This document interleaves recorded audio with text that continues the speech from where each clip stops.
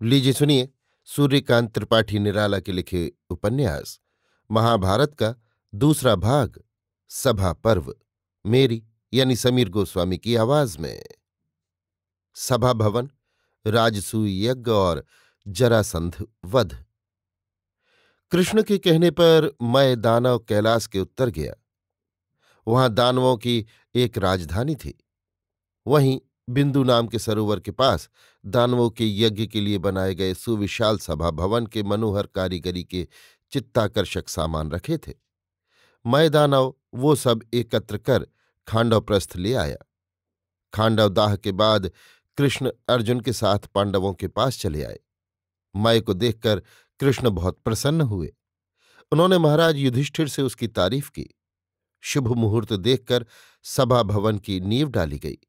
मैं पूरी तल्लीनता से सभा निर्माण करने लगा। कुछ दिनों तक पांडवों के यहां रहकर कृष्ण ने द्वारका की यात्रा की। पांचों पांडव कुंती, द्रौपदी तथा सुभद्रा ने सजल नेत्रों से उन्हें विदा किया। कृष्ण बड़ी बड़ी आशाएं दिलाकर गए थे। पांडवों की, विशेषकर भीम और अर्जुन की अपार शक्ति को प्रत्यक्ष कर उनमें यथेष्ट उत्साह भर गए थे। यथा समय सभा भवन निर्मित हो गया। उसमें मणि, मोती, हीरे, पन्ने, पुखराज आदि कितनी कीमत तक के लगे थे, इसका हिसाब नहीं हो सकता। दिव्य सरोवर, उद्यान, फर्श आदि ऐसे थे जैसे उस समय भारतवर्ष में और कहीं न थे। उस सभा भवन की सजावट तथा विभूति देखकर जागता हुआ मनुष्य भी स्वप्नावेश में हो जाता था। कहीं कहीं ऐसी स्वच्छता थी कि फर्श जल भरा सरोवर ज्ञात होता था। मणि के सोपान, कमल और हंस आदि देखकर लोग मुग्ध हो जाते थे। वाटिका में सब रत्नों की कारीगरी थी, पर देखकर लोग समझते थे कि असमय में गंधराज, बेला, चमेली, चंपा, यूथिका आदि पुष्प खिले हुए हैं। उनमें फूलों की रूह इस तरह भर दी गई थी कि वे सुगंध भी देते थे। शुभ समय निश्चित कर महाराज युधिष्ठिर इसी भवन में राज सिंहासन पर आसीन हुए। भांति भांति के उत्सव होने लगे। ब्राह्मणों को पकवान आदि भोजन करा के प्रचुर दक्षिणा दी गई। देश देश के कलावंत आए और अपनी विद्या का प्रदर्शन कर गए। इसी समय देवऋषि नारद ने आकर युधिष्ठिर की बड़ी प्रशंसा की। सभा भवन को देखकर महाराज युधिष्ठिर के अपार ऐश्वर्य का निश्चय कर नारद जी ने उन्हें राजसूय यज्ञ करने के लिए कहा। एक दिन महाराज युधिष्ठिर ने मंत्रियों को बुलाकर उनकी भी राय ली। सबने समस्वर से राजसूय यज्ञ के लिए सलाह दी, परंतु इसके लिए दिग्विजय की आवश्यकता है और ये प्रजा के पूर्ण सहयोग से ही हो सकती है। ऐसा विचार कर महाराज युधिष्ठिर ने एक दिन उसी सभा भवन में अपनी सारी प्रजा का आवाहन किया। प्रजा युधिष्ठिर के शासन से परम प्रसन्न थी। उसकी शिक्षा का पूरा प्रबंध हो चुका था। वाणिज्य का विस्तार भी प्रजा की श्रीवृद्धि के लिए किया जा चुका था। उन्हें शास्त्र तथा शस्त्रों में पारंगत करने के उद्योग भी जारी थे। उनकी सेवा शुश्रूषा का भी राज्य की ओर से प्रबंध था। पुनः पांडव पांचों भाई उनसे अपने सगे संबंधियों की तरह वार्तालाप करते थे। राजा प्रजा वाला भाव न रखते थे। इसलिए प्रजाजन एकत्र होकर राजसूय यज्ञ की बातें सुनकर फूले न समाये और बड़े हर्ष से महाराज युधिष्ठिर की सहायता के लिए तैयार हो गए। सब तरफ से निश्चय कर युधिष्ठिर ने दूत भेजकर द्वारका से कृष्ण को बुलवाया। महाराज युधिष्ठिर का आमंत्रण पढ़कर उसी समय कृष्ण जी भेजे हुए रथ पर सवार होकर महाराज युधिष्ठिर से मिलने के लिए चल दिए। श्री कृष्ण को देखकर धर्मराज युधिष्ठिर बहुत प्रसन्न हुए। राजसूय यज्ञ का संकल्प उन्हें सुनाया। श्री कृष्ण भारत में धर्म राज्य की स्थापना चाहते थे। उसका बीज अंकुरित हो रहा है देखकर उन्होंने महाराज युधिष्ठिर को इस कार्य के लिए प्रोत्साहन दिया। एक अड़चन बताई कि मगध राज्य का राजा जरासंध जब तक जीवित है तब तक ये शुभ कार्य हो नहीं सकता, क्योंकि वो सबको रोकेगा और उसके पराक्रम के भय से दूसरे नरेश इस यज्ञ में सम्मिलित न होंगे। पुनः श्री कृष्ण ने कहा, महाराज पांडुनंदन, उसकी महाशक्ति से पराजित होकर हमने मथुरा छोड़ दी और समुद्र के बीच द्वारका में राजधानी स्थापित की है। वो राजाओं को कैद कर नरमेध यज्ञ करना चाहता है। यदि हम उस पर विजय प्राप्त कर सकें तो अनेक राजे प्राणदान पाकर हमेशा के लिए हमारे पक्ष में हो जाएंगे। महाराज युधिष्ठिर ने श्री कृष्ण की आज्ञाकारिता स्वीकार कर ली। कृष्ण भी भीम और अर्जुन को साथ लेकर राजगृह के लिए रवाना हुए। तीनों ने ब्राह्मण वेश बना लिया। इंद्रप्रस्थ से चलकर अनेक अनेक नदी नद पार करते हुए मगध में गौरथ पर्वत के पास से राजगृह की शोभा देखते हुए जरासंध के पिता बृहद्रथ के बनाए मंदिर का ऊपरी हिस्सा तोड़कर चुपचाप चार दीवारी पार कर सीधे जरासंध की सभा में पहुंचे। ब्राह्मण जानकर जरासंध पैर धुलाने के लिए उठा, पर कृष्ण ने इनकार कर दिया और अपना परिचय देते हुए युद्ध के लिए ललकारा। जरासंध स्वाभिमानी वीर था। भीम से उसकी कुश्ती तय हो गई। देखने के लिए नगर भर के लोग एकत्र हुए। 14 दिनों तक घोर द्वंद्व युद्ध होता रहा। अंत में जरासंध थक गया। भीम ने उसके पैर पकड़कर पृथ्वी पर पटक दिया और उसका एक पैर लात से दबाकर दूसरा पकड़कर बीच से फाड़ डाला। जरासंध के वध से नगर के लोग बड़े भयभीत हुए, पर कृष्ण ने सबको धैर्य दिया। फिर कोटागृह में जाकर राजाओं को मुक्त किया। भीम का पराक्रम देश देशांतरों तक फैल गया। राजागण भीम तथा कृष्णार्जुन के कृतज्ञ होकर अपने अपने राज्य को गए। प्रसन्न चित्त से सब लोग इंद्रप्रस्थ में महाराज युधिष्ठिर से मिले। दिग्विजय और शिशुपाल वध। राजसूय यज्ञ के लिए दिग्विजय आवश्यक हो गई। राजाओं से कर लेकर उन्हें आमंत्रित करना था। महाराज युधिष्ठिर ने सलाह करके चारों भाइयों को एक एक दिशा में भेजा। सबके साथ विशाल चतुरंगिनी सेना चली। भीम पूर्व दिशा को चले। कौशल काम्बी पांचाल विदेह वग आदि राज्यों को जीतकर हीरे मोती सोना चांदी आदि धन रत्न और बहुमूल्य वस्तुएं लेकर उन्हें निमंत्रण देकर लौटे। अर्जुन उत्तर तरफ गए। उन्होंने प्रयाग ज्योतिष उलूक और कश्मीर आदि राज्यों को जीता। इसके बाद उत्तर कुरु नाम के गंधर्व राज्य में गए। उसे मायापुरी कहकर द्वारपालों ने कर देकर अर्जुन को विदा किया। वो भी प्रचुर धनराशि अपने साथ लाए। नकुल पश्चिम गए। महेश्व जैरिशक रोहित शिवी दशार्ण और त्रिगर्त आदि राज्यों को जीतकर राजाओं को निमंत्रण देकर अपार धन संग्रह कर लाए। सहदेव दक्षिण के मथुराधिप कुंतीभोज और मत्स्यराज आदि मित्र राजाओं से मिलते हुए किष्किंधा में वानरों के राज्य में पहुंचे। 7 दिन तक सहदेव से वानरों का घोर संग्राम हुआ। अंत में वानरों ने प्रसन्न होकर धन रत्नादि देकर सहदेव को विदा किया। पश्चात कच्छ द्रविण कलिंग पुरी आदि राज्यों से उन्होंने कर वसूल किया और खबर भेजकर विभीषण से भी मैत्री रूप मोती आदि मंगवा लिए। सब भाई दिग्विजय कर यथा समय इंद्रप्रस्थ वापस आए। महाराज युधिष्ठिर के खजाने में धन रत्नों के ढेर लग गए। बड़े समारोह से यज्ञ की कार्यवाही होने लगी। भगवान श्री कृष्ण द्वैपायन व्यास इस यज्ञ के प्रधान नियत किए गए। धौम्य तथा याज्ञवल्क्य वसु के पुत्र और पौत्र होता हुए इनके शिष्यादि सहायक रहे। बड़े उपचारों से यज्ञ का अनुष्ठान शुरू हुआ। देश देश के वेदज्ञ ब्राह्मण बुलाए गए। दिन रात वेद मंत्रों का गान होने लगा। कश्यप पराशर वामदेव जैमिनी वैशंपायन च्यवन विश्वामित्र कण्व गौतम मैत्रेय भरद्वाज आदि ऋषि महर्षि भी आमंत्रित होकर आए। द्रुपद विराट जयद्रथ शिशुपाल भगदत्त बलराम धृष्टद्युम्न आदि आदि नरेंद्र गण चारों दिशाओं में एक एक कर यथा समय उपस्थित होने लगे।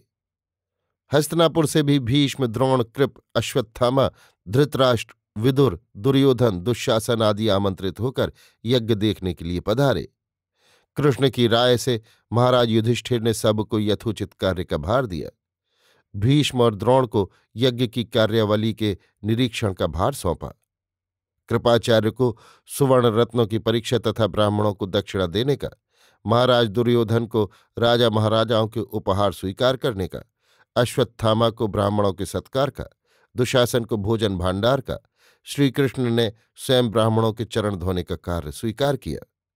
जब सब राजा एकत्र हो गए और सबके आदर सत्कार की बारी आई तो महाराज युधिष्ठिर ने पितामह भीष्म को प्रणाम करके पूछा कि किसकी पूजा पहले होनी चाहिए। भीष्म ने कहा, यहां उपस्थित लोगों में कृष्ण ही सबसे श्रेष्ठ हैं। सुनकर सहदेव कृष्ण के पैर पखारने लगे। शिशुपाल को ये कार्य बड़ा बुरा लगा। वो भीष्म तथा कृष्ण को गालियां देने लगा। उसने कहा, ये राजाओं का अपमान किया गया है। वृद्ध भीष्म की बुद्धि मारी गई है। यहां तो कृष्ण के पिता भी मौजूद हैं, तो क्या वो अपने पिता से भी बढ़कर हो गया? भगवान व्यासदेव, आचार्य द्रोण आदि पूज्यपाद पुरुष प्रवरों के रहते कृष्ण की पूजा करके पांडवों ने तथा वृद्ध भीष्म ने मूर्खता प्रदर्शित की है। यदि राजा की पूजा करनी थी तो यहाँ नरेंद्र, शिरोमणि, दुर्योधन, शाल्व, शल्य, रुक्मी आदि विद्यमान थे। मेरी समझ में न आया कि कृष्ण सर्वश्रेष्ठ कैसे हो गया। शिशुपाल के तरफदार दुर्योधन आदि राजाओं को इस भर्त्सना से बड़ी प्रसन्नता हुई, पर पितामह को कुवाक्य कहते हुए सुनकर भीम से न रहा गया। गुस्से से उनका सारा बदन भर गया। वो झपटकर शिशुपाल की ओर चले तो भीष्म ने उन्हें पकड़कर स्नेह की दृष्टि से देखते हुए शांत किया। श्री कृष्ण चुपचाप खड़े हुए गालियां सुनते रहे। शिशुपाल कृष्ण की बुआ का लड़का था। बचपन में शिशुपाल को बदमाश जानकर उसकी माता ने कृष्ण से कहा था, इसके 100 कसूर भी माफ कर देना। कृष्ण इसलिए शांत भाव से खड़े सुन रहे थे। कृष्ण को गालियां देकर शिशुपाल फिर भीष्म को जली कटी सुनाने लगा। इन राजाओं को धन्यवाद है जिनके कारण हे भीष्म तुम्हारी और कृष्ण की जान बची हुई है। कई गालियां खा चुकने पर भीष्म का धैर्य जाता रहा। वो क्रोध में आकर बोले, चेदीश्वर शिशुपाल, तुम मुझे जानते हो? तुम तो एक शिशु हो, तो मेरे मुकाबले क्या आ सकोगे? तुम्हारे तरफदार सब राजाओं के साथ क्षण मात्र में मैं तुमको यमलोक दिखा सकता हूं। महावीर भीष्म के भव्य मुखमंडल की चढ़ी हुई आंखें और टेढ़ी भौहें देखकर शिशुपाल दब गया, पर आवेश में आकर फिर कृष्ण को गालियां देने लगा। सभा के सभी नरेंद्र स्तब्ध हो रहे थे और शीघ्र किसी विपत्ति के होने की शंका कर रहे थे। कृष्ण क्षमा करते गए। इधर शिशुपाल की 100 गालियां पूरी हो गईं, पर क्रोधांध कब रुकता है। उसने पुनः गाली दी। इस बार कृष्ण के होठ फड़क उठे, आंखें लाल हो गईं। उनका वो चेहरा ही बदल गया। उन्हें देखकर उनके विरोधी दहल उठे। कृष्ण ने अपना प्रसिद्ध अस्त्र सुदर्शन चक्र लेकर शिशुपाल की ओर चला दिया। देखते देखते उसका सिर कटकर जमीन पर आ गिरा। नरेंद्र मंडल में आतंक फैल गया। महाराज युधिष्ठिर ने हाथ जोड़कर कृष्ण जी की विनय करते हुए उन्हें शांत किया। पश्चात राजाओं को परितृप्त किया। पुनः शिशुपाल के पुत्र महीपाल को उसके पिता के सिंहासन पर अधिरूढ़ किया। इस प्रकार शांति होने पर पुनः यज्ञ की कार्यावली शुरू हुई। चारों ओर पांडवों की प्रशंसा होने लगी। इसी समय राजप्रासाद में विचरण करता हुआ दुर्योधन वहां पहुंचा, जहां मैंने स्थल का जल रूप में निर्माण किया था। जल समझकर दुर्योधन कपड़े समेटने लगा। वहीं कुछ दूर पर द्रौपदी खड़ी थी। दुर्योधन का दृश्य देखकर हंसने लगी और सुनाकर बोली, अंधे के अंधा ही पैदा होता है। आवाज दुर्योधन के कान में पड़ी। उसका चेहरा उतर गया, पर कुछ न कहकर उस अपमान को दुर्योधन पी गया। पुनः कुछ दूर चला तो वहां एक ऐसा आईना था जो पारदर्शी था। दुर्योधन की समझ में न आया कि यहां आईना जड़ा हुआ है। वो उसे रास्ता समझकर सीधे चलता गया। इससे उसका सर आईने से टकरा गया। साथ भीम भी थे। अब की भीम को भी हंसी आ गई। राजा और खास तौर से दुर्योधन जैसे अभिमानी राजा के लिए ये साधारण अपमान न था, पर कोई उपाय न था। इसलिए जलकर दुर्योधन अपनी ही आत्मा में उस आग को दबाकर रह गया। बदले के लिए समय की प्रतीक्षा करने लगा।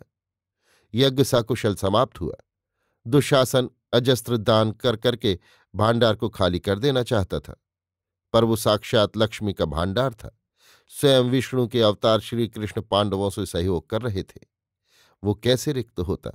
फल ये हुआ कि आशा से अधिक भोजन, पान तथा दान दक्षिणा आदि पाकर ब्राह्मण लोग अत्यंत प्रसन्न हुए और पांडवों का यशोगान करते हुए अपने अपने घरों को गए।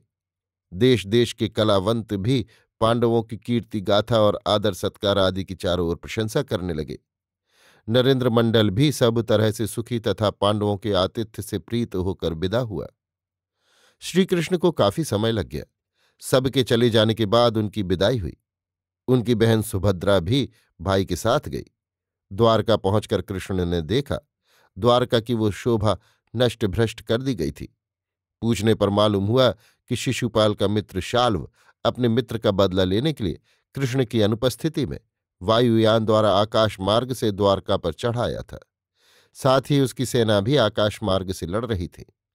द्वारका के अधिकांश वीर पांडवों के यहां आमंत्रित होकर चले गए थे। शत्रु पक्ष आकाश मार्ग से परशु, भल्ल, शक्ति, तोमर, शतघ्नि आदि अस्त्र शस्त्रों की वर्षा कर द्वारका को ध्वस्त करने लगा। तब प्रद्युम्न के सेनापतित्व में एक सेना शत्रु का सामना करने के लिए चली। शाल्व पराजित होकर भग गया है सुनकर कृष्ण को बड़ा क्रोध आया। उन्होंने उसी क्षण चतुरंगिनी सेना लेकर शाल्व की राजधानी पर चढ़ाई की। शाल्व वायुयान पर चढ़कर समुद्र की ओर भग गया। कृष्ण के पास वायुयान न था। वो भूमि से ही उसका मुकाबला करने के लिए समुद्री तट घेरे रहे। वो लौटा और कृष्ण पर शरों के प्रहार करने लगा। कृष्ण ने नीचे से ही उसके तीर काट दिए और दिव्यास्त्र द्वारा उसके वायुयान के दो खंड कर दिए। शाल्व पृथ्वी पर चक्कर खाता हुआ आ गिरा। कृष्ण ने उसे पकड़कर खड्ग द्वारा उसके दो टुकड़े कर दिए। इस प्रकार बदला लेकर द्वारका लौटे। द्यूत क्रीड़ा और द्रौपदी का चीरहरण। विदा होकर हस्तिनापुर आने पर दुर्योधन की ईर्ष्या की आग सहस्त्रों लपटों से जलने लगी। पांडवों को जलाने का विचार करता हुआ वो खुद उससे जलने लगा। इससे उसका स्वास्थ्य क्षीण होने लगा। जो कांटा दिल में चुभा हुआ था उसे निकलने का कोई उपाय नजर न आता था। एक दिन वो महाराज धृतराष्ट्र के पास बैठा था। पुत्र स्नेह से धृतराष्ट्र उसके शरीर पर हाथ फेरने लगे। पहले से उसे दुर्बल देखकर सस्नेह पूछा, वत्स, तुम दिन दिन दुबले क्यों हुए जा रहे हो? तुम्हारा स्वास्थ्य तो इतना गिरा हुआ कभी न था। दुखी होकर दुर्योधन बोला, पिताजी, पांडवों की तारीफ सुनकर तथा उनकी श्रीवृद्धि देखकर मैं सदा चिंताग्रस्त रहता हूं। वे देखते देखते संसार प्रसिद्ध हो गए और मुझसे कुछ भी न किया गया। धृतराष्ट्र ने धैर्य देकर समझाया कि सच्चे भाव से रहने पर समय स्वयं सबको यश तथा कीर्ति के लिए सुयोग देता है। कर्ण तथा शकुनी भी उस समय वहां थे। कर्ण ने कहा, मित्र, तुम व्यर्थ के लिए चिंताग्रस्त हो। चलो हम लोग सलाह करके कार्यक्रम का निश्चय कर लें। तुम्हें पांडवों से अधिक कीर्ति तथा यश मिल जाएगा।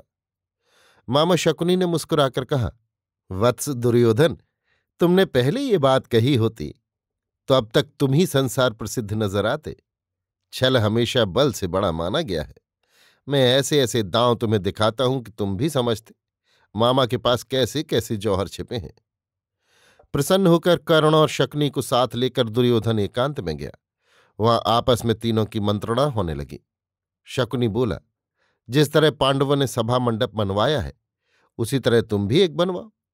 उन्होंने यज्ञ किया है, तुम वहां जुआ खेलो। महाराज धृतराष्ट्र को मना लो, वो तुम्हें प्यार करते हैं, तुरंत आज्ञा दे देंगे। फिर जुआ तो बड़े बड़े राजा महाराजाओं का ही खेल है। जिसको पेट भर भोजन नहीं मिलता वो क्या जुआ खेलेगा। सभा भवन बन जाने पर भीष्म, द्रोण, कृप, महाराज धृतराष्ट्र आदि सबको बुलाओ और युधिष्ठिर को बुलाकर पहले से जुआ खेलने के लिए राजी कर लो। वो डरपोंक है, पहले जरूर इनकार करेगा, पर शकुनी की जबान सरस्वती को चरका बताती है। बेचारा युधिष्ठिर तो कल का छोकरा है। ऐसी दलीलें पेश करूं कि बच्चे की अक्ल ठिकाने आ जाए। वो उसके पीर भी जुआ खेले। तब तुम देखो, मामा के दांव पेंच 4 चालों में मात करता हूं। घबराओ नहीं, मेरे पास सिद्ध पांसा है, मैं हार नहीं सकता। तुम ये फैसला कर लेना कि युधिष्ठिर के साथ मेरी तरफ से मामा जी खेलेंगे।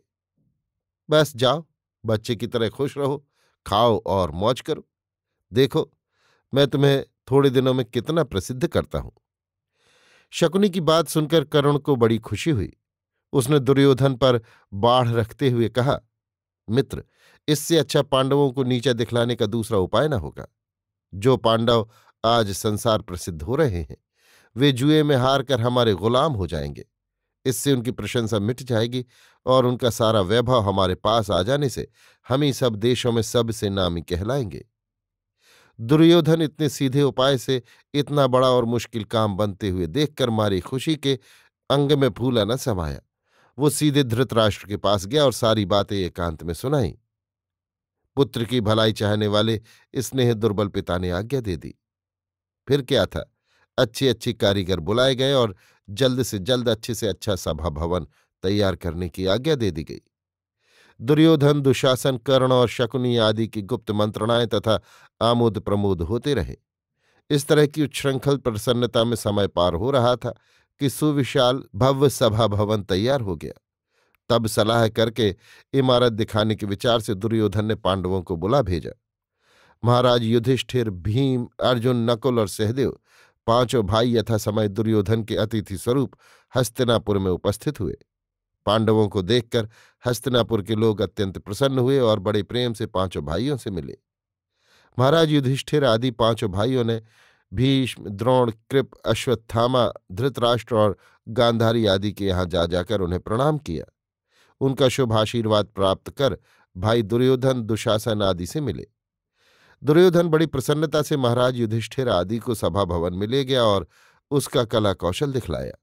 फिर कहा, भाई, ये सभा भवन हमने द्यूत क्रीड़ा के विचार से बनवाया है। पिताजी ने भी इसके लिए आज्ञा दी है। महाराज युधिष्ठिर ने सुनकर कहा, जुआ खेलना तो पाप है। वहीं शकुनी भी था, जोर से हंसकर बोला, युधिष्ठिर, धर्म की डींग हाँकने वाले जैसे खुद बेवकूफ होते हैं, वैसे ही दूसरे को भी समझते हैं। तभी तो उन्हें ये पाप है और ये पुण्य है कहकर शिक्षा दिया करते हैं। तुम अक्ल वाले आदमी हो। अच्छा बतलाओ, दूसरे का देश जीत लेना, दूसरों का धन बलपूर्वक छीन लेना और तारीफ ये कि इसके बाद एक यज्ञ करके पुण्य का ढोल पीटना, ये धर्म और सत्य है? ये पुण्य है? बतलाओ, आदमियत क्या कहती है? और यहां तो दो मनुष्य, दो राजे बैठकर जुआ खेलेंगे। न लड़ाई न झगड़ा, न आदमी कटेंगे, न त्राही त्राही होगी।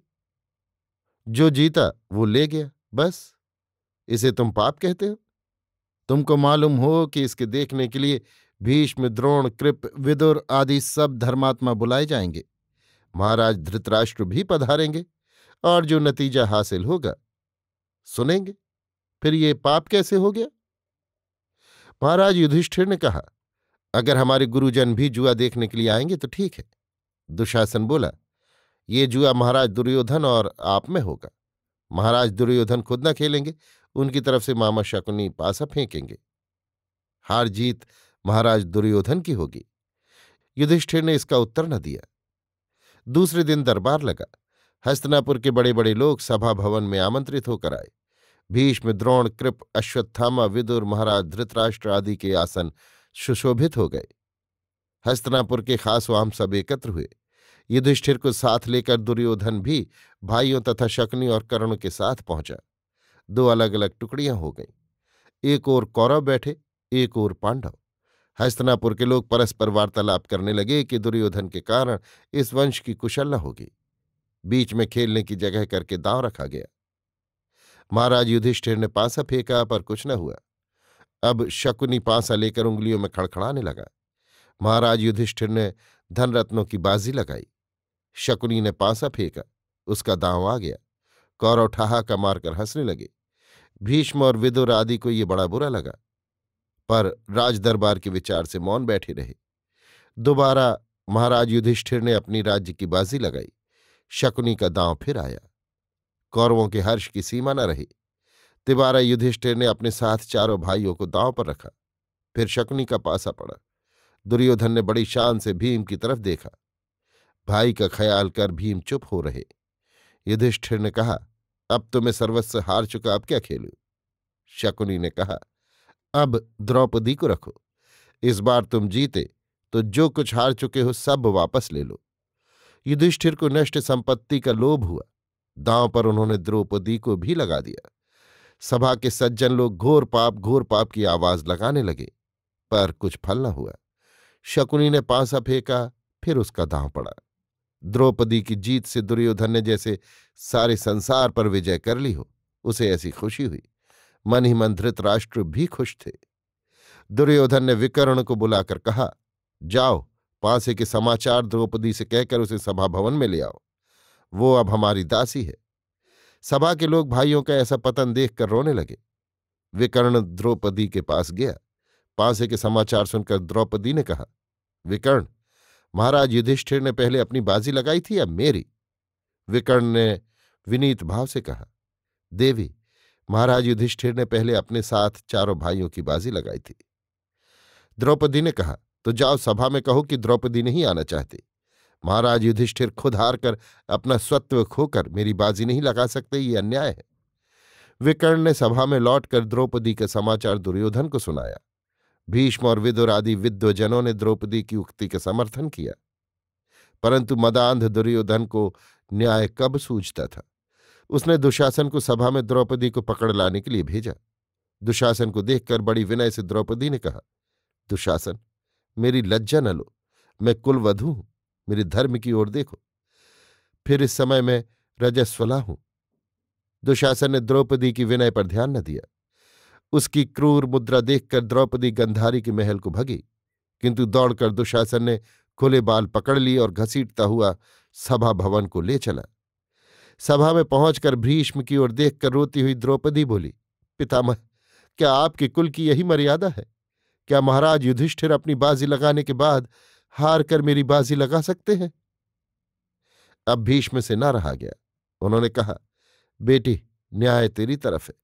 कौरवों का अत्याचार पृथ्वी सहन न कर सकेगी। कृष्णा को विवश सजल नेत्रों से असहाय पतियों की ओर देखते हुए देखकर वीर श्रेष्ठ भीम से न रहा गया। वो भीषण सिंहनाद से सभास्थल को विकंपित करते हुए बोले, हे सूर्य, हे व्योम, हे भीष्म, प्रमादग्रस्त युधिष्ठिर के अन्याय कार्य के कारण निरपराधिनी कृष्णा का जिस हाथ से नीचात्मा दुशासन ने केशकर्षण किया है, उस हाथ को मैं युद्ध में उखाड़कर फेंक दूंगा, तो मैं साक्षी कर प्रतिज्ञा करता हूं। सभास्थल तथा कौरव कुछ काल के लिए भय से थरथर कांपने लगे। अर्जुन ने भीम को पकड़कर आश्वस्त करते हुए बैठाल दिया, पर भीम को उत्तेजित करने के विचार से दुर्योधन द्रौपदी को देखकर अपनी जांघ पर थपकियां मारता हुआ बैठने का इशारा करने लगा।